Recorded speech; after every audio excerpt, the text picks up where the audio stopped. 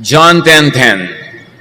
Jesus says, I came so that everyone would have life and have it in its fullest. Kung kilala lang ng mga tao ang Panginoong Jesus, kung batid lang nila ang tunay niyang katuruan, walang iiwas, walang matatakot lumapit, at walang tatanggi. Ang kanyang kagustuhan para sa lahat magkaroon ng buhay na punong-puno, nag-uumapaw sa kahulugan at sa kasiyahan. A full life is what Jesus wants His people to have and to enjoy. Dear Lord, we thank you that you want us to have a full life. Now enlighten us, teach us, enable us to understand, to grasp the meaning of this very noble intention of yours for us. Be our preacher, our teacher, our leader. Turuan niyo po kami bigyan ng kaliwanagan. Dalangin namin ang lahat ng ito sa ngalan ng iyong anak na si Jesus. John 10:1-2. Very truly, I tell you, Pharisees, anyone who does not enter the sheep pen by the gate, but climbs in by some other way, is a thief and a robber. The one who enters by the gate is the shepherd of the sheep. Ipinapakilala ng Panginoon dito ang dalawang uri ng tagapag-alaga ng tupa, yung fake at yung totoo. At yung fake daw, umaakyat lang sa bakod, sa likod dumaraan, ang totoo, sa harapan ng bakod dumaraan. Care for sheep here is symbolized by the sheep pen. And it's important to understand the concept of the sheep pen during the times of Jesus. Nung panahon po ng Panginoon at nung mga panahon before and even after, ang mga tupa ay inaalagaan, dinadala sila sa mga wilderness para kumain ng damo doon, para uminom ng tubig. Pero sa gabi, nasa panganib ang mga tupang ito. The sheep are in danger at night because wild animals would want to attack them. So there are sheep pens in the wilderness para mga hotel na mga hayop. Ito ay nababakuran, pagkatapos may isa lamang na pasukan at isinasara yon. Sa gitna ay may malaking apoy, malaking siga para lumayo at huwag lumapit ang mga mababangis na hayop. At doon nagkakaroon ng dayaan. Kung minsan mayroong mga fake na mga tagapag-alaga, pagka natutulog na yung mga ibang tunay na nag-aalaga, dinadala nila yung mga tupa palabas, ninanakaw nila para makain ng mga mababangis na hayop o kaya maibenta nila sa palengke, makatay, mapasama. This was the sheep pen that Jesus was talking about. An enclosure in the wilderness with one gate manned by a gatekeeper. Now there are many thieves and robbers. There are many fake shepherds. At ang kanilang layunin, the objective is to deceive the sheep and lead them out to be sold or to be butchered. In other words, the intention of the fake shepherds is for selfish gain. Gusto nilang pagtubuan, pagkakitaan, pakinabangan yung mga tupa. So there are two types of shepherds, as Jesus teaches us. The fake shepherd, the thief and the robber. He does not enter by the gate. He enters over the fence and is not received by the gatekeeper. And then there's the true shepherd, the one who enters by the gate.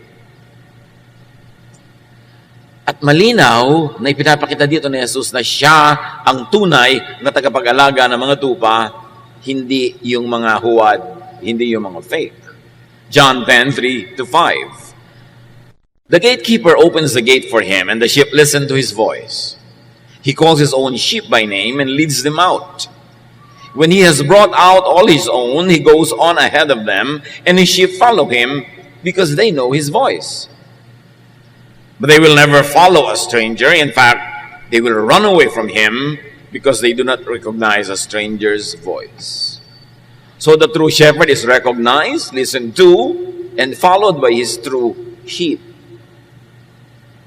The true sheep know and recognize, and they follow the true shepherd.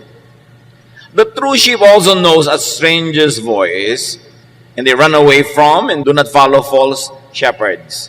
So kung merong totoong tagapag-alaga ng tupa, meron din mga totoong tupa siya. At yung totoong tupang kanya, kilala ang boses niya at hindi susunod sa iba. Hindi lamang may tupa na nadadaya, merong tupang tunay na anak at alaga ng tunay na tagapag-alaga at sila'y hindi susunod sa iba. Immediately, we recognize that there are really true believers in Jesus, and the true believers in Jesus will not be deceived by the voice of false shepherds. They will have the discernment, the spirituality, the intellect, the understanding to recognize false teaching and false shepherds. Meron silang niloloob, meron silang iniisip na hindi kayang dayain ng mga magagaling magsalita, ng mga magagaling magturo dahil sa loob-loob lang nila, nadadama nila kung ano ang dapat nilang sundan at ang hindi. So the true sheep follow the true shepherd. And the true shepherd and the true sheep can be known. Kaya magtataka ka, bakit naman sobrang-sobrang ang linaw-linaw naman, dadaya na yung isang katuruan, may sumusunod pa. Hindi sila yung true sheep. Nakikinig sila sa mga kabalbalan ng mga false shepherds. John 10:6, Jesus used this figure of speech, but the Pharisees did not understand what he was telling them. Tulad ng madalas gawin ni Jesus, siya ay nagsalita sa talinghaga, kausap niya yung mga pariseo, yung mga religious leaders, pero gaya ng dati, hindi naman siya talaga naintindihan. Hindi siya inintindi ng mga kausap niya. So the language and the story was symbolic, but it was not understood, it was not appreciated. John 10:7-9, therefore Jesus said again, very truly I tell you, I am the gate for the sheep. All who have come before me are thieves and robbers, but the sheep have not listened to them. I am the gate. Whoever enters through me will be saved. They will come in and go out and find pasture. Dahil hindi siya naintindihan sa una, inulit ni Jesus ang katuruan at mas nilinaw. Sabi niya, ang totoo, hindi naman mga gate ng mga alagaan at bahay ng hayop ang pinag-uusapan. Ako ang pinag-uusapan. Ako ang tunay na pintuan. Sa akin dadaan para magkaroon ng tunay na buhay. Buhay sa kabilang ibayo at buhay dito sa mundong ito. Ako ang dinadaanan para makalabas kayo sa pagkakakulong sa oras na tama na at kayo makakuha ng mga damo, makain ito, mga inumin, mainom ito. Kayo ang dadaan sa akin, labas-masok kayo. Pupunta kayo sa labas para kumain, para uminom, papasok kayo sa loob para ma-protect sa mga mababangis na hayop na gusto kayong wasakin. Ako ang pintuan na yun. Lahat ng nauna sa akin ay mga magnanakaw. Sinabi ni Jesus. All who have come before me are thieves and robbers. So this is in direct reference to all the teachers and prophets and everybody who misled the people of God, who misled Israel, who misled the people of the world. Sinasabi ni Jesus, ang lahat ng nauna sa aking nangaral, nagturo, hindi sila totoo. Hindi nila kayo binigyan ng kaligtasan, hindi nila kayo binigyan ng kalayaan, hindi nila kayo binigyan ng kasiyahan. Fake sila. Laking statement ang ginawa na ni Jesus, ha? Dahil sa kanyang panahon, napakaraming kinikilala ng mga tao noon na mga tunay, na mga alagad ng Diyos. Pero sabi niya, lahat ng mga nauna sa akin na yan. Dinaya lang ang tao. Pinagsamantalahan. Ako, sabi niya, ang pintuan. Ang lahat ng dadaan sa akin, palabas man o papasok, yun ang maliligtas. Maliligtas saan? Sa kapahamakan sa kabilang buhay at sa kapahamakan sa buhay na ito ngayon. Sabi niya, they will come in, go out, and they will find pasture. So, hindi lang one-time kaligtasan sa kabilang buhay ang pinag-uusapan kasi sabi niya, they will come in and go out. Ibig sabihin, sa buhay na ito, pasok kayo, labas kayo, ako ang pinto. Sa akin kayo makakakita ng kalayaan para lumabas, at sa akin hindi kayo makakita ng pinto na pwedeng pasukan para kayo ma-protect, para kayo maipagtanggol mula sa mga mandaraya, mga magdanakaw. So yung mga nauna sa akin, mga religious leader, magdanakaw yung mga yan. They are robbers, they are thieves. At hindi yun madaling tanggapin, lalo sa mga relihiyosong Israelita noong araw, na bilib sa kanilang mga religious leaders. It's very, very revolutionary, very powerful statement for Jesus to say that everyone who has come before him was a thief. But either Jesus was lying or telling the truth. But Jesus is truth and the life. And He's the door, and He's the gate, and He's the way, and He's the light. Kaya dapat pakinggan yung kanyang sinabi. The true shepherd is Jesus and none other. And according to Jesus, all who came before Him were thieves and robbers. They were all false gates, false doors. Ang dumadaan sa kanilang mga false doors ay nakukulong lamang, at ang dumadaan sa kanila palabas ay napapahamak lamang. Both ways, pag sa mga fake doors na ito kayo dumaan, puro kalugihan. And Jesus was referring to all the false prophets and teachers whose teachings and laws never gave the sheep a full life, actually robbed people of life, and led people to destruction and damage. Tinutukoy niya mga religious leaders sa mga nauna sa kanya na kahit na sobrang relihiyon ang ginawa ng mga tao, kulang at kulang pa rin ang buhay nila, hindi pa rin sila nasiyahan. In fact, nanakawan sila ng tunay na buhay sa dami ng bawal, sa dami na hindi pwedeng gawin, sa dami ng mga hinihingi sa kanila, sa dami ng mga batas, sa dami ng paggapos, paghusga. Ang totoo, hindi tuloy nila na-enjoy ang buhay. Napahamak sila sa pakikinig sa mga religious teachers na yon. According to Jesus, they robbed people of life, or the fullness of life. They robbed people of salvation, from spiritual and emotional hardship, from sin and guilt. Sa katunayan, ang mga false teachers and false prophets ay madaling makilala. Habang sumusunod ka sa kanila, sumisikip ang iyong hininga. Natatali, nakukulong ka. Dumadami ng dumadami ang pasanin mo sa buhay, nahuhututan ka ng todo-todo, pagkatapos nahuhusgahan ka ng todo-todo, at ang epekto ng pagsunod at pakikinig mo sa mga false teachers na ito, lagi kang guilty, lagi kang takot, lagi kang nauusig. Yun ang pamantayan kung ang sinusunod mo ay false teacher. You never have the fullness of life. You never have the promise of Jesus. You never have the will of God happening in your life.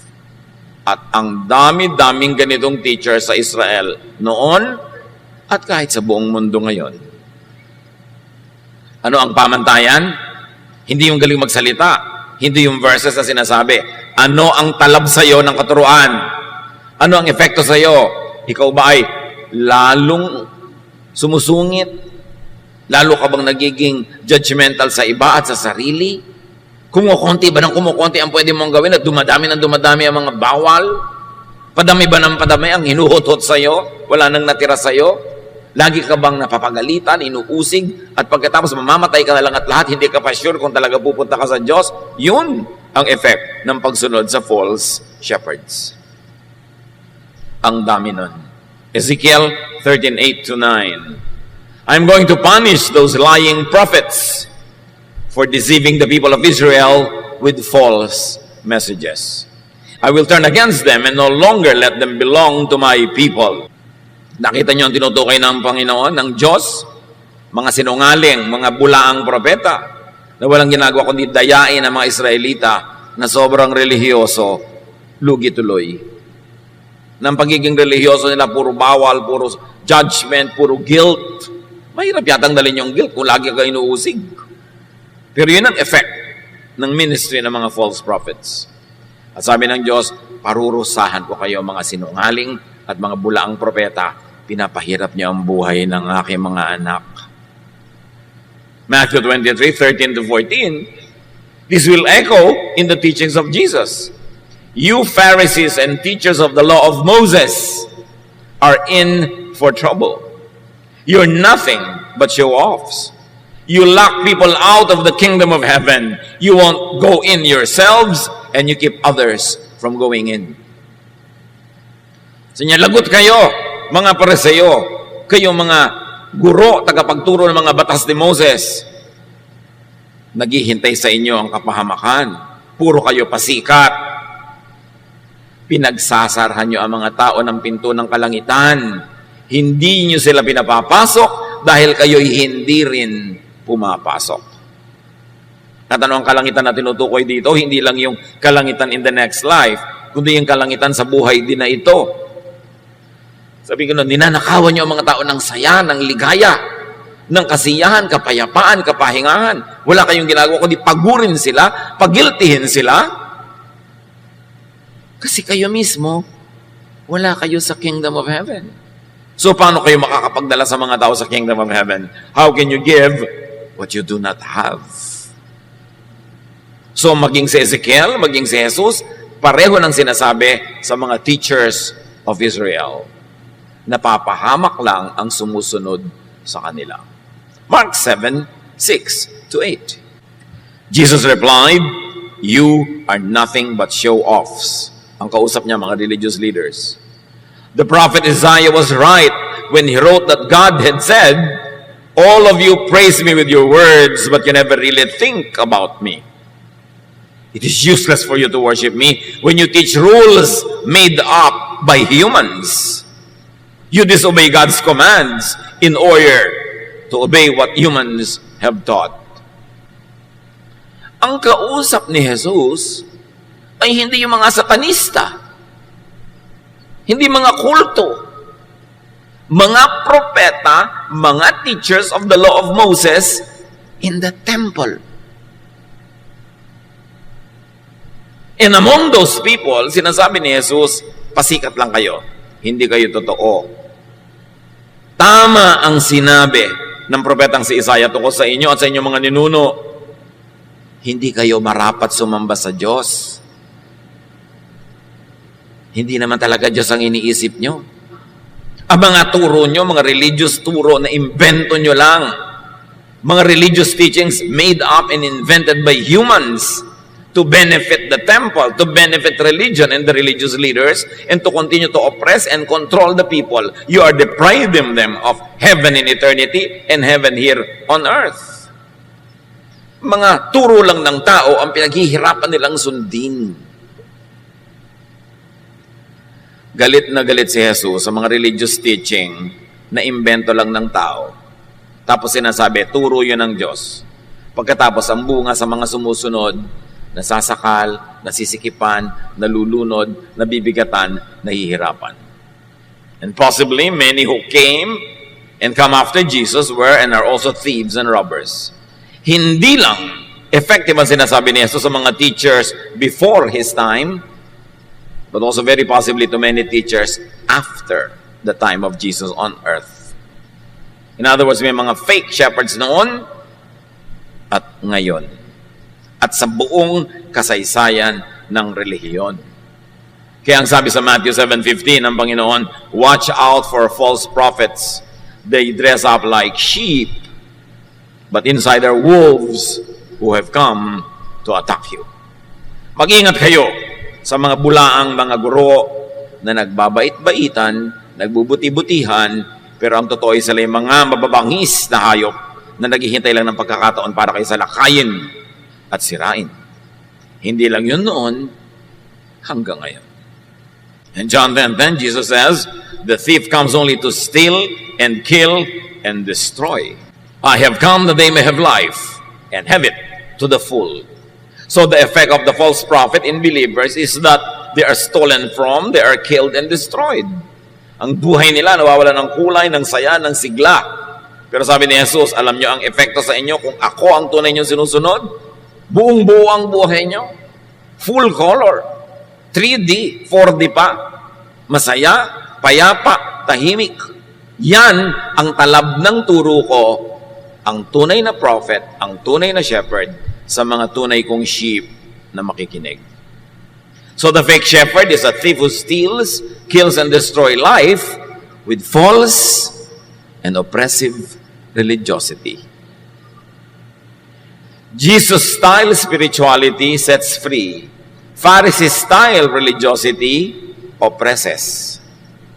So dapat nasusukat mo. Na-o-oppress ba ako? Nabibigatan ba ako o nagagaanan? Napapalaya ba ako o natatali? Sumasaya ba ako o lumulungkot? Gumagaan ba ang pakiramdam ko o lalong bumibigat habang dumadami ang aking religious activity. Remember, Jesus' listeners were the religious and the Pharisees, not common criminals and not sinners. Ang tinutukoy ni Jesus dito ay mga mukhang tama, mga mukhang relihiyoso, pero sobrang ligaw. Meanwhile, the true shepherd came to give life. Not only life, but full life through correct and liberating spirituality. Remember that the spirituality of Jesus is liberating. Hindi nakakakulong, nakakasakal, kundi nakakapagpalaya, nakakapagpagaan. Because there are two types of shepherds, there are also two types of lives of the sheep. Number one is led by false shepherds. That kind of life is stolen from and robbed of spiritual fullness, of peace and joy, of rest, and of love. Madaling makilala ang mga sumusunod sa false shepherds. Wala silang kapayapaan, wala silang katahimikan, wala silang kapahingahan ang loob, at di sila maibigin. Ang mga sumusunod sa false prophets, sa mga Pharisees, sa mga teachers of the law of Moses, nagiging pintasero at pintasera sa kapwa. Nagiging mapanghusga. Nagiging magagalitin sa lahat ng merong ibang religious opinion.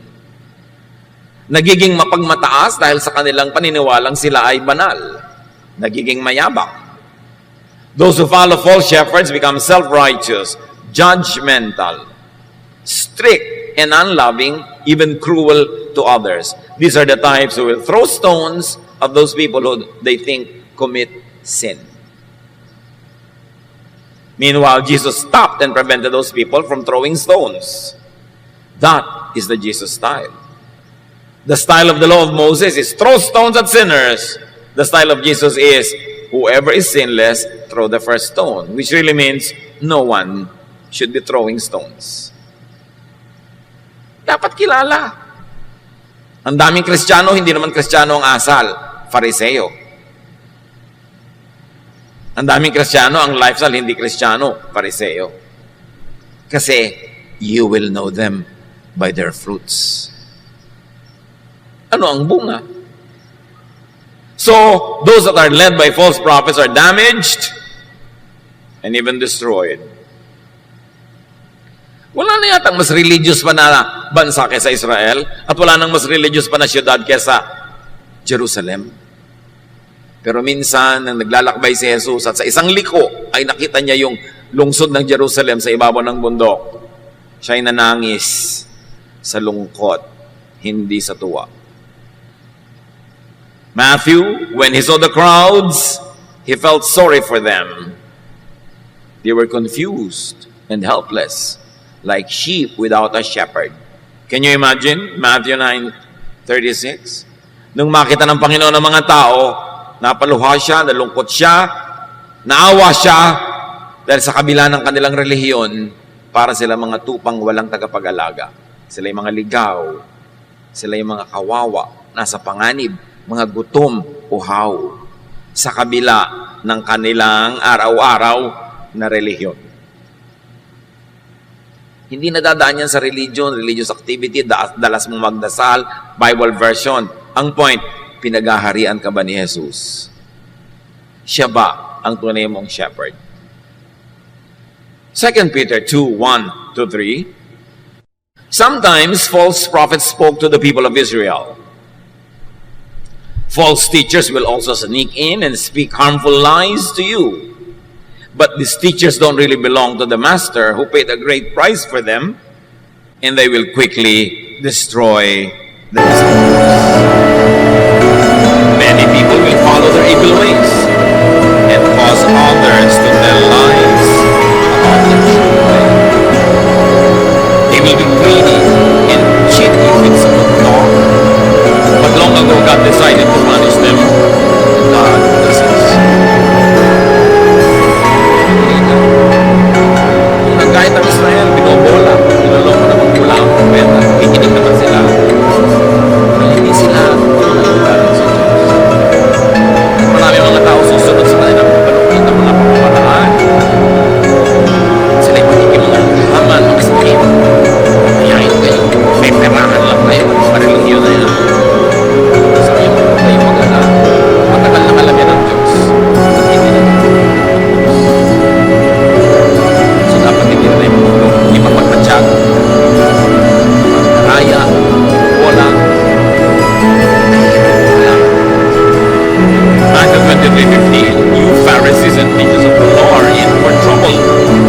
show-offs.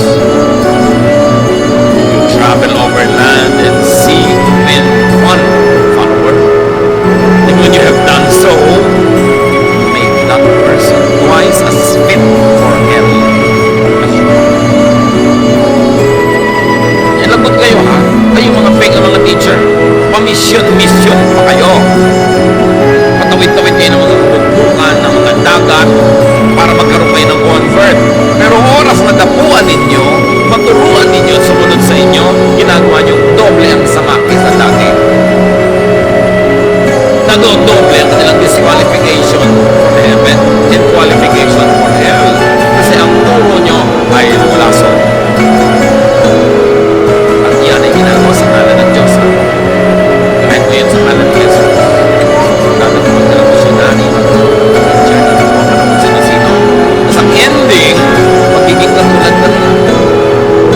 Judgmental, self-righteous, self-promoting, haters of other believers, divisive and divided, separatist, humihiwalay ka sa mga ibang anak ng Diyos, ikaw lang ang tama, ikaw lang ang totoo. Ganun, marami yan. Dati nung hindi ka pa sumusunod sa religion, hindi ka pa religyoso, friendly ka sa mga kamag-anak mo, friendly ka sa iba, ngayon nagkaroon religion, huwalay ko na lang ito, lahin yan, nag-charge mo na sila, di ayaw mo kung isama sa kanilang mga gawain. Nakakabuti ba yan sa'yo? Ano kung kulong ka? May mga pagsunod na nagiging mahirap, mabigat, nakakasakal. Tandaan nyo, ang mga kausap ni Jesus sa religious leaders, hindi mga guru, hindi mga satanista, religyoso, middle of the road, standard, religious people, the people think, but we will know them by the result. So there are two types of lives, and one is led by Jesus, saved from damage and destruction, saved from imprisonment and oppression, freed to come in and out to find pasture, satisfaction, fullness.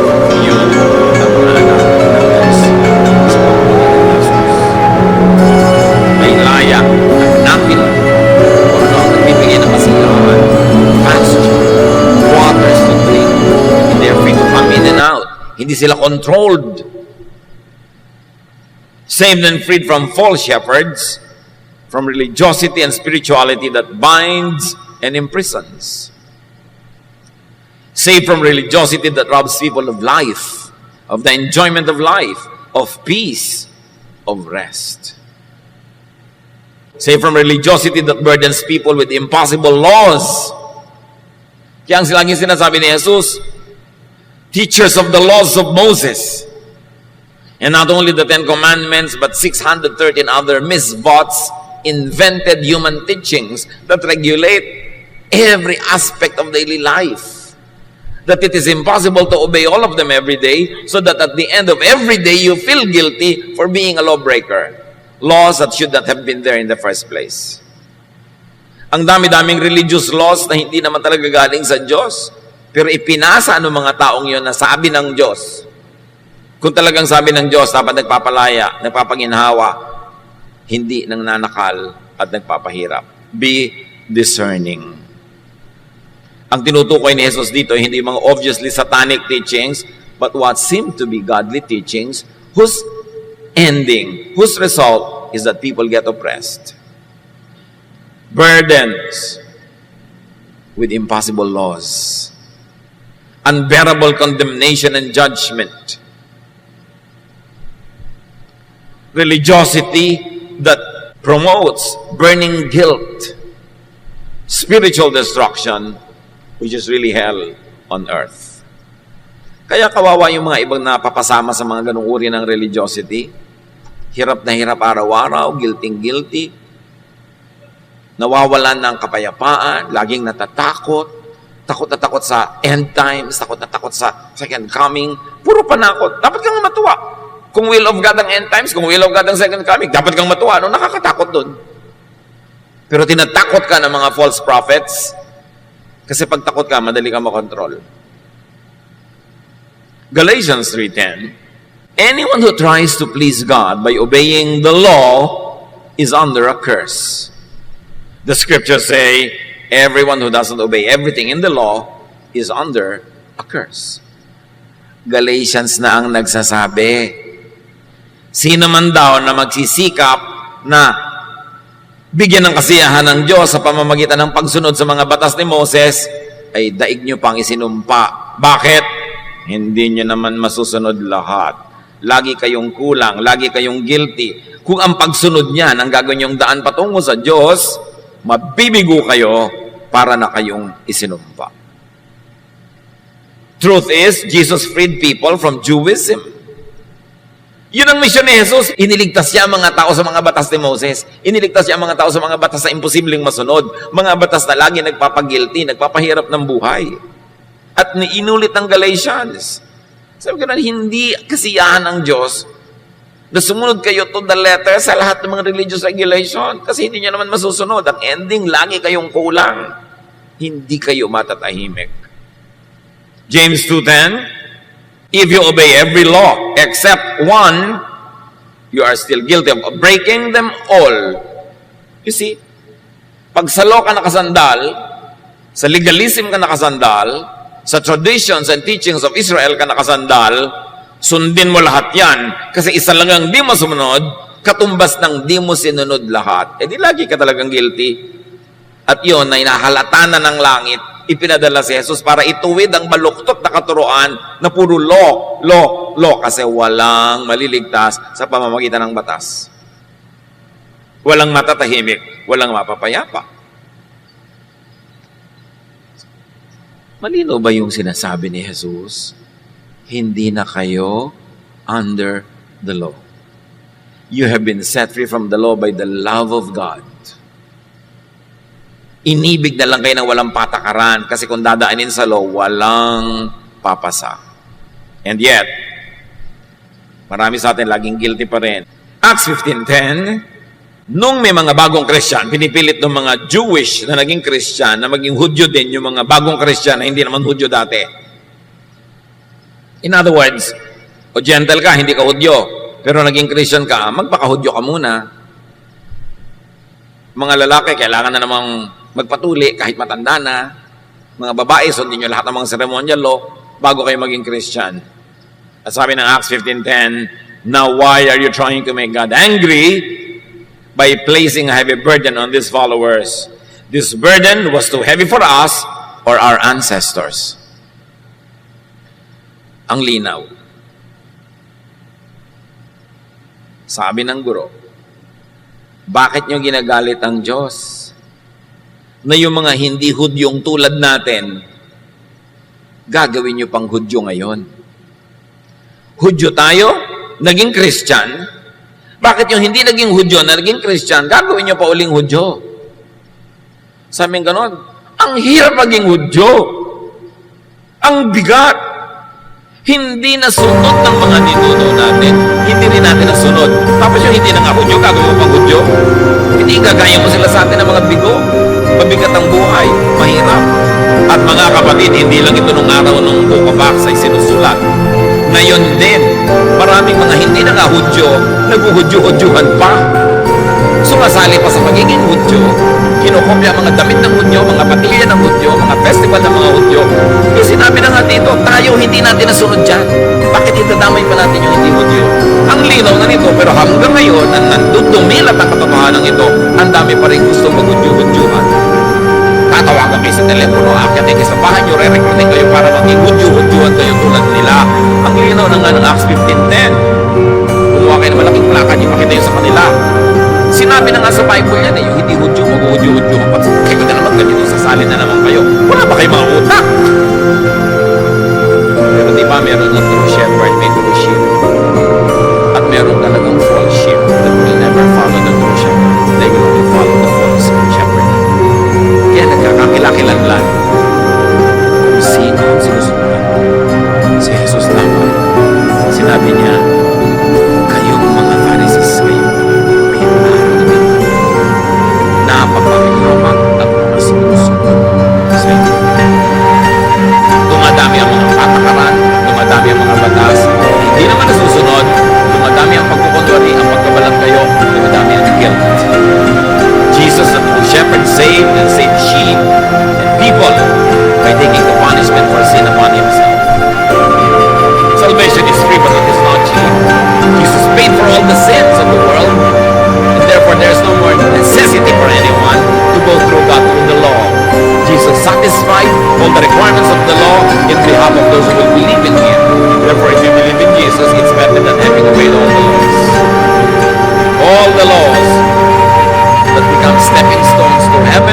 irrelevant people who believe in the true shepherd. Because Jesus fulfilled all the requirements of the law in behalf of all those who cannot fulfill it anyway. Kaya may tagapagligtas. Siya ang sumunod, siya ang umako sa ating mga pagkukulang. Kaya pag naniniwala ko kay Jesus, lahat ng accomplishment niya na perfect life, perfect obedience, magiging sa atin at hindi na tayo kailangan sumali pa sa pagpapakahirap sa pagiging tuloy. 1 Peter 2:24, Christ carried the burdens of our sins. He was nailed to the cross so that we would stop sinning and start living right. By His cuts and bruises, you are healed. So sa perfect obedience of Jesus to God, tayo ay iniligtas na niya sa hirap ng pagsunod sa mga limitations. Jesus saves people by eliminating sin. One is by paying for it and by eliminating the law that makes everyone guilty or feel guilty. Dalawa ang ginawa ni Jesus para mawala ang kasalanan. Una, binayaran na niya ang lahat ng bayad para sa mga nagkasala. Pangalawa, inalis niya lahat ng law. At kung wala ng law, paano mo papay-break yun? Kung wala na yung law of Moses, paano mo papay-break? Therefore, hindi ka na magiging lawbreaker kasi inalis yung law. Dati may nakalagay, no parking. Pag nag-park ka, you become a lawbreaker. Nung inalis yung no parking sign, pinalitan ng batas, nag-park ka. Papark ka pa rin tulad doon dati. Kaya lang nung araw nagkakasala ka, ngayon hindi na kasi pinalitan na yung law. Kailan may intindihan ng mga Kristiyano that we are not under the law. It doesn't mean that we will live wanton, careless lives. But we observe good manners, we observe ethics, we observe all that is admirable and needed in a civilization, but not to be saved, but because we are already saved. Not to win God's favor, but because we are already in God's favor.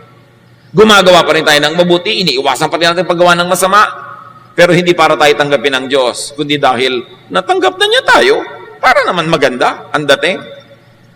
At sa mga panahon na tayo nagkukulang, nadadapa, hindi ka magigilty na naman sobra, hindi ka maghahampas ng sarili mo, magpapako ng sarili mo sa krus, kundi tatanggapin mo ang walang bayad na pagpapatawad, restoration ng Diyos through Jesus.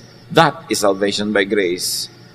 Pag naintindihan mo yon, mabubuhay ka in the highest possible ethical level that you can, but in all other areas where you fail, you depend on God's grace, you depend on God's kindness, and you extend that same grace and kindness to others who also fail.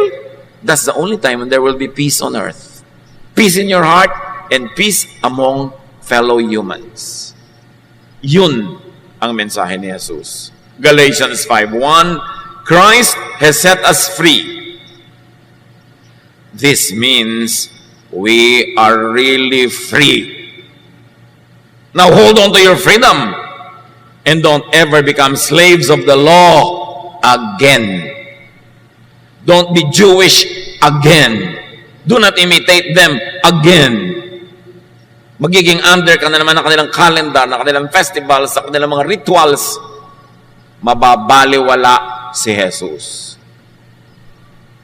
Dapat dibdibin ng mga Kristiyano kung anong kahulugan nito. Jesus, the true shepherd, save and save sheep and people by replacing all the laws with just one. And that law is the law of love. John 13:34, in place of all the commands, I am giving you a new command. You must love each other just as I have loved you. That is the only command given by God to Jesus believers. Love others as you love yourself. And because you love others as you love yourself, you will stop being judgmental. You will not be separatist from other believers. You will be kind. You will not be a church bully, policing and watching everyone and judging everyone and punishing everyone who commits sin according to your standards. Sabi niya, hindi niyo ba naiintindihan na isang batas na lang talaga natitira?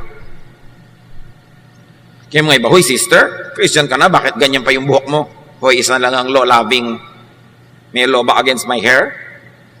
Hoy sister, bakit may tattoo ka sa leeg? Bakit? May law ba dyan? Hindi ba isa lang ang law against love? Bakit ka kumakain ng dinugan? Bakit ganyan ang suot mo? Bakit nagtatrabaho kapag Sabado? Bakit ganito? Bakit ganon? Bakit ang baptismo hindi turok? Dapat turok? Bakit lubog? Bakit ganito? Bakit? Ilan pa ba talaga ang law ang natitira? Nagkakaliwanagan ba tayo na isa na lang yan? Church, what is that law? It's a law of? Yun. Dibdibin nyo yun.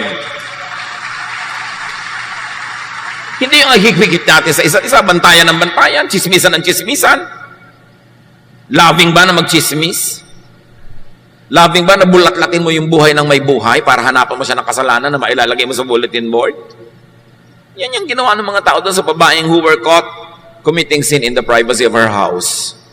Kinaladkad sa plaza para batuhin. Yun ang inalis na ni Jesus. Huwag kayong magbabatuhan. Hindi yan para kay Jesus. Pang-Pharisee yan. Samantalang hindi naman natin kinukonsinte at itinutulak ang isa't isa na gumawa ng kung ano-ano mga kabalbalan sa buhay. Pero sakaling nangyayari sa kanilang buhay, you extend the hand of love, the hand of forgiveness, the hand of support, the hand of restoration, not the hand of judgment, not the hand of destruction. It is not the hand of Jesus. Dapat nating laging kilalanin, kanino ba talaga ako sumusunod? Sa Pharisee o kay Jesus? And that law of love, which means unconditional forgiveness and acceptance,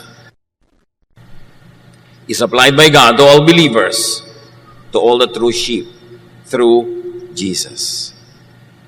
It is now our compulsion to extend that same law of love to others. John 3:16 to 18. God loved the people of this world so much that He gave His only Son, so that everyone who has faith in Him will have eternal life and never really die. God did not send His Son into the world to condemn its people. He sent Him to save them. No one who has faith in God's Son will be condemned. And if we can add, no one who has faith in God's Son should condemn others. Do not burn the bridge over which you too must pass. And that is the bridge of love, the bridge of forgiveness, the bridge of unconditional acceptance of others. Do not let false shepherds rob you of life, of the fullness of life. Maraming false, kahit laging nagpe-praise the Lord. Matthew 7:21 to 23. Jesus speaks, "Not everyone who calls me their Lord will get into the kingdom of heaven. Only the ones who obey my Father in heaven will get in. On the day of judgment, many will call me their Lord. They will say, 'We preached in your name, and in your name we forced out demons and worked many miracles.' But I will tell them, 'I have nothing to do with you. Get out of my sight, you evil people.'" Sa araw daw ng paghuhukom, maraming magsasabi kay Jesus, "Uy, dapat po kasama kami dyan sa kaligtasan na yan.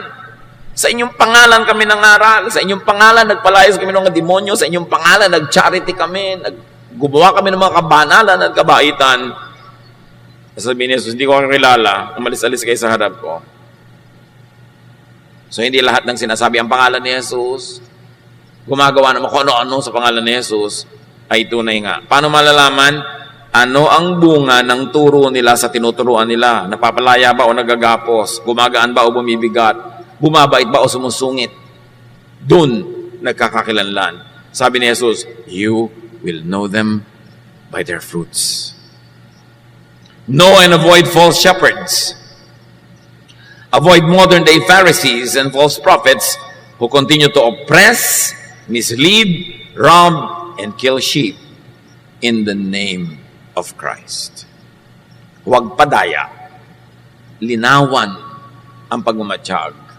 Maging malaya at magpalaya ng iba sa ngalan ni Jesus. Dear Lord, we thank you. Our Father, we thank you because Jesus, your Son, sets us free. Salamat at pinalaya mo na kami sa mga religious laws at isang law na lang natira, the law of love. Turuan niyo kami, Lord, na pairalin din sa aming buhay. Na huwag maging lisensya sa aming gumawa ng mali dahil hindi kami under the law. But because we are under your grace and under your love, lalo kaming mas maging mabait pa, mabuti, mas tama. At sa mga panahon kami nabibigo, nagkukulang, turuan nyo kami na pati mga sarili namin, ipatawarin din namin dahil pinapatawad nyo kami. At turuan nyo kami magpatawad din sa iba. Mga kapatid, pag bulay-bulayan sumandali, ang kahulugan ng lahat ng ito, that we are not under the law, that Jesus wants a full life for us. Review your life kung full o kulang, at kung kulang, sino ang sinusunod nyo, bakit kulang? Dear Lord, as your people bow before you and ponder these, speak to each one of us.